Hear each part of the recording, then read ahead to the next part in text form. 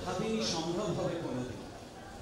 আমি আগে ওকে বারবার দেখেছি লাল রঙের শাড়িতে, ডালিম ফুলের মতো রাঙ।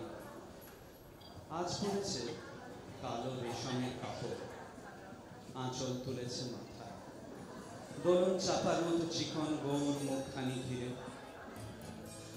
মনে হলো কালো রঙে একটা গভীর দূরত্ব ঘনিয়ে নিয়েছে নিজের চারদিকে, যে দূরত্ব সর্ষে ক্ষেতের শেষ সীমানায় শালবনের নীলাঞ্জনে। থমকে গেল আমার সমস্ত মনটা। চীনা লোককে দেখলেন অচেনার গাম্ভীর্যে। হঠাৎ খবরের কাগজ ফেলে দিয়ে আমাকে করলেন নমস্কার। সমাজবিধির পথ গেল খুলে, আলাপ করলেন শুরু। কেমন আছো, কেমন চলছে সংসার ইত্যাদি। সে রইল জানলার বাইরের দিকে চেয়ে, যেন কাছের দিনের ছোঁয়াচ পার হওয়া চাহনিতে। দিলে অত্যন্ত ছোট দুটো একটা জবাব, কোনোটা বা দিলেই না। বুঝিয়ে দিলে হাতের অস্থিরতায় কেন এসব কথা, এর চেয়ে অনেক ভালো চুপ করে থাকা। আমি ছিলেন অন্য বেঞ্চিতে ওর সাথীদের সঙ্গে।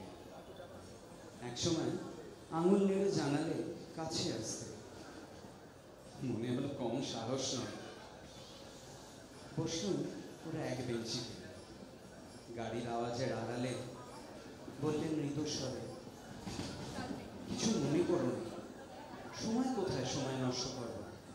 আমাকে নামতে হবে পরের স্টেশনেই, দূরে যাবে তুমি, দেখা হবে না কোনো দিন।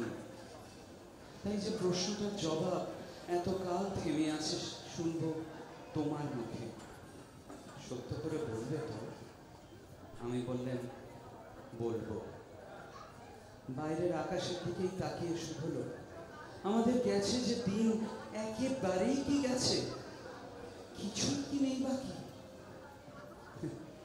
একটুকু রইলুম চুপ করে। তারপর বললেন, রাতের সব তারাই আছে দিনের আলোর গভীরে। খটকা লাগলো, কি জানি বানিয়ে বললেন নাকি। ও বললেন, থাক এখন যাও ওদিকে। সবাই নেমে গেল পরের স্টেশনে, আমি চললেন একা।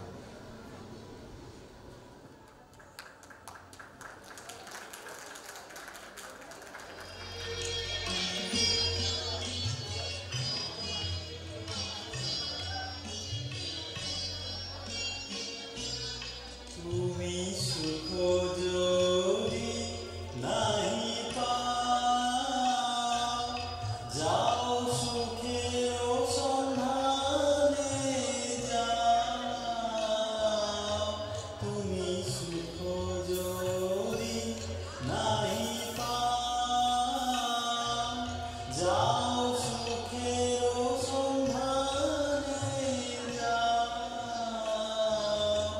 আমি তোমারে পেয়েছি হৃদয় মাঝে, আর কিছু নাই চাই গো। আমার পরাণ যা চায়, তুমি তাই গো। আমার পরাণ যা চায়।